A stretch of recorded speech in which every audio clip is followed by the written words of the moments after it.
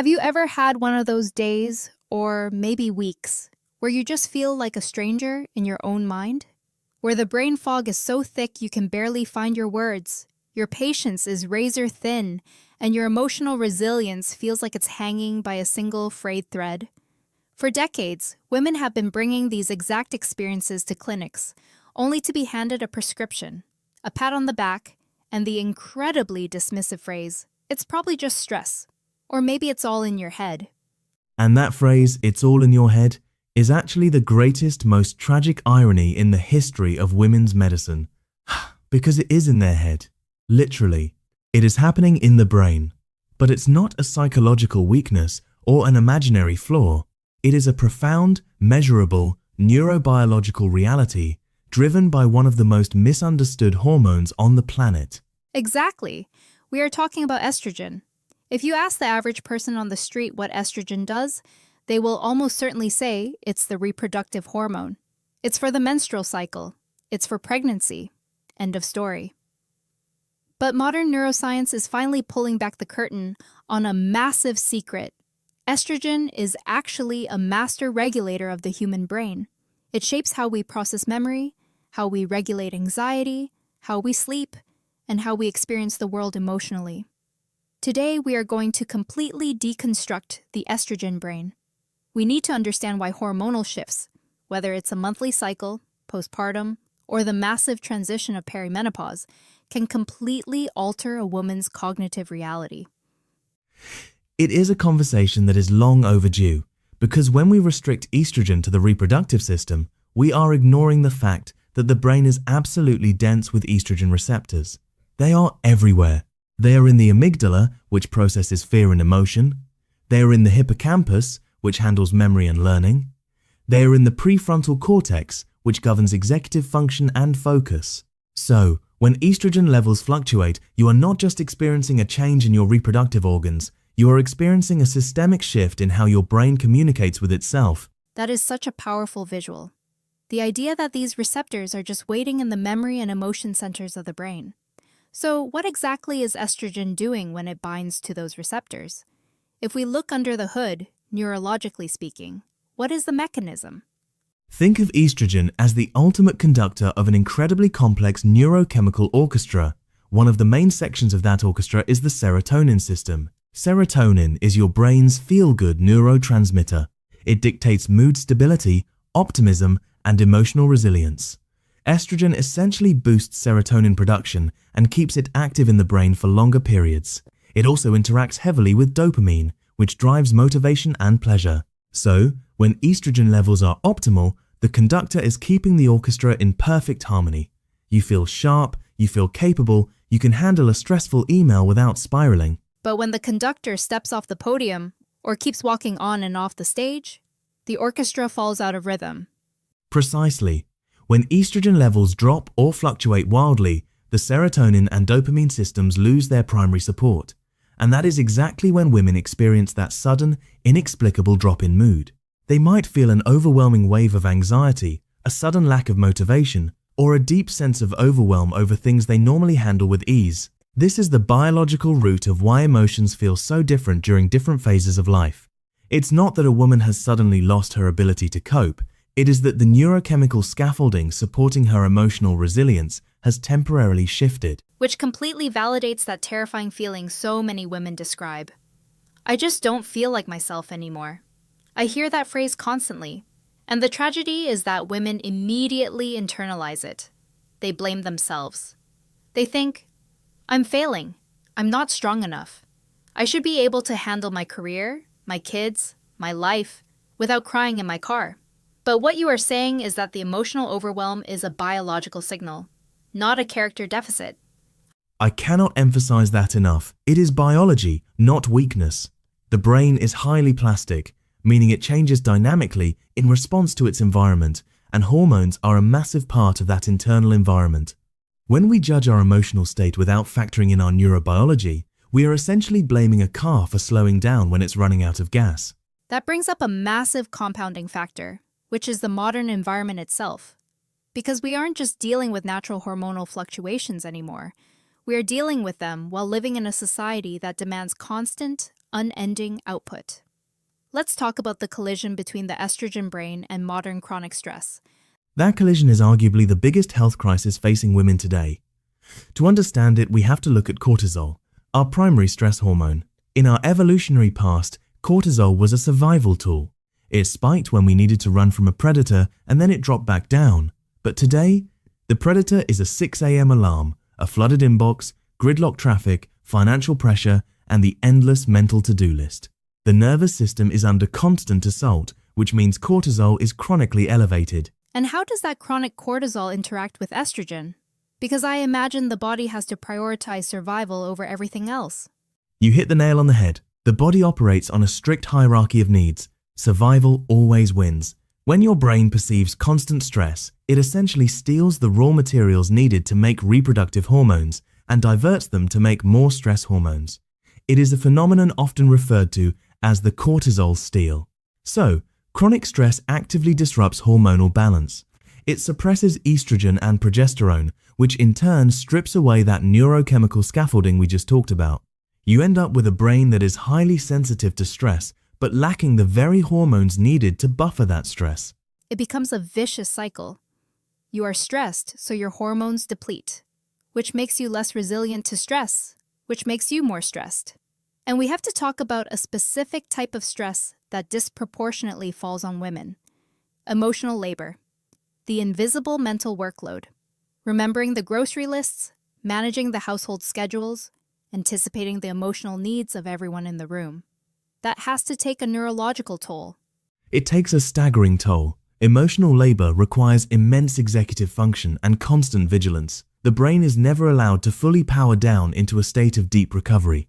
And when the nervous system cannot recover, it stays locked in a low-grade fight-or-flight state.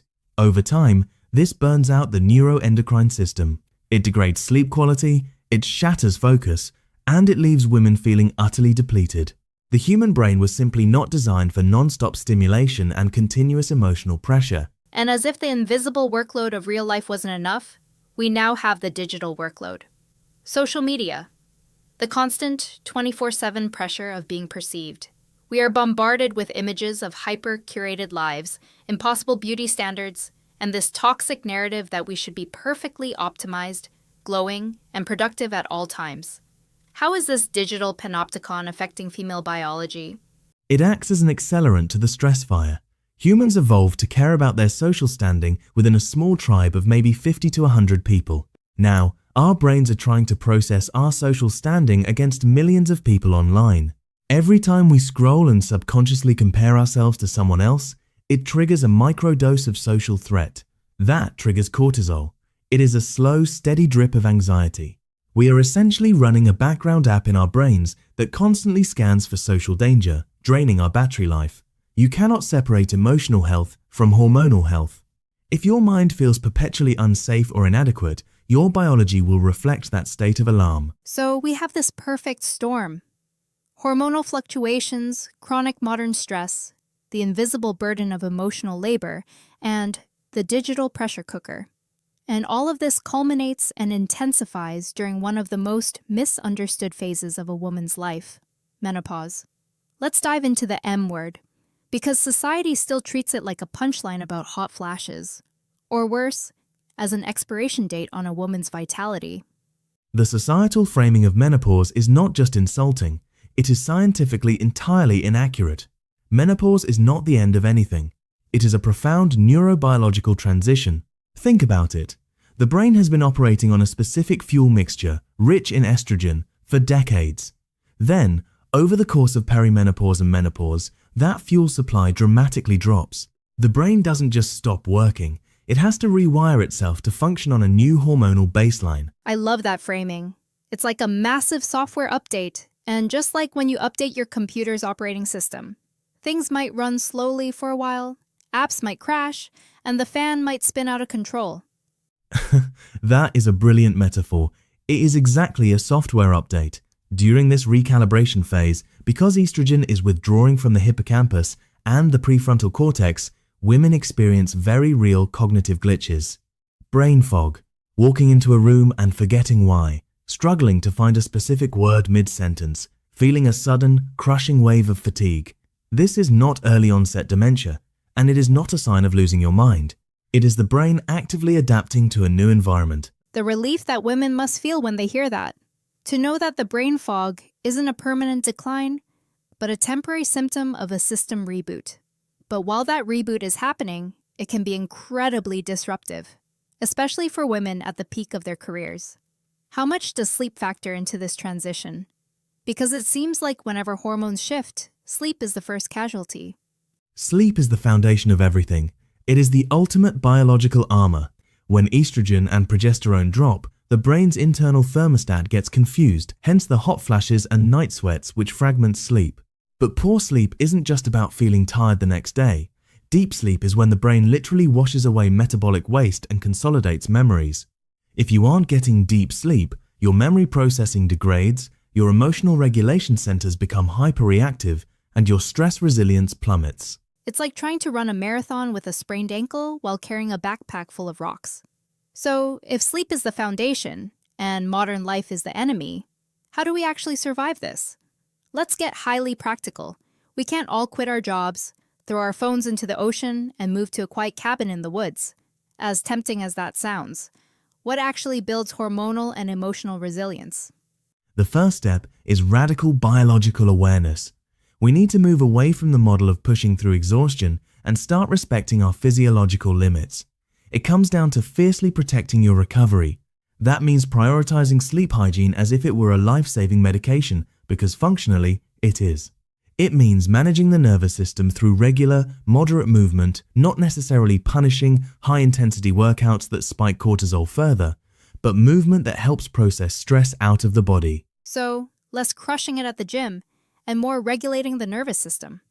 Exactly. Nutrition plays a massive role as well, stabilizing blood sugar to prevent cortisol spikes, and increasingly, we are seeing the value of objective data. Wearable technologies that track heart rate variability, or HRV, and sleep architecture are becoming incredible tools for women. They provide a mirror to the nervous system. When a woman sees her HRV dropping, she knows her body is under stress before her mind even registers it. It allows her to say, "My biology is asking for rest," rather than, "I'm just being lazy." It shifts the narrative from self-judgment to self-compassion. That shift from judgment to compassion feels like the entire core of this conversation. For so long, the medical establishment, society, and even women themselves have viewed the female body as something to be managed, suppressed, or fixed.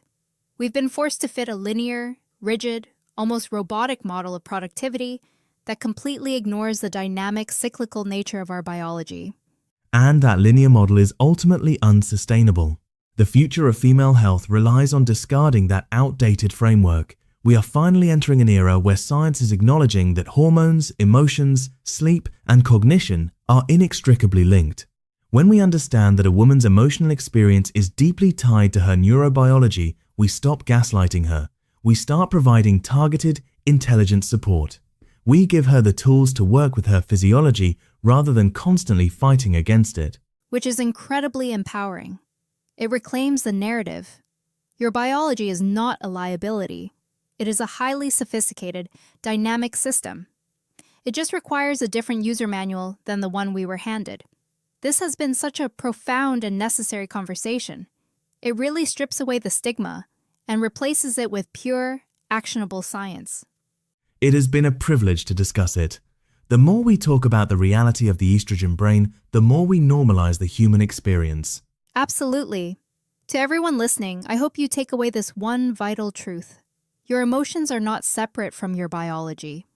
If you're feeling overwhelmed, foggy, or exhausted, do not immediately blame your character. Look at your ecosystem. Protect your sleep fiercely. Guard your recovery. And most importantly, give your nervous system the grace it deserves in a world that never stops demanding. We will see you in the next episode as we continue to decode the hidden science of human life.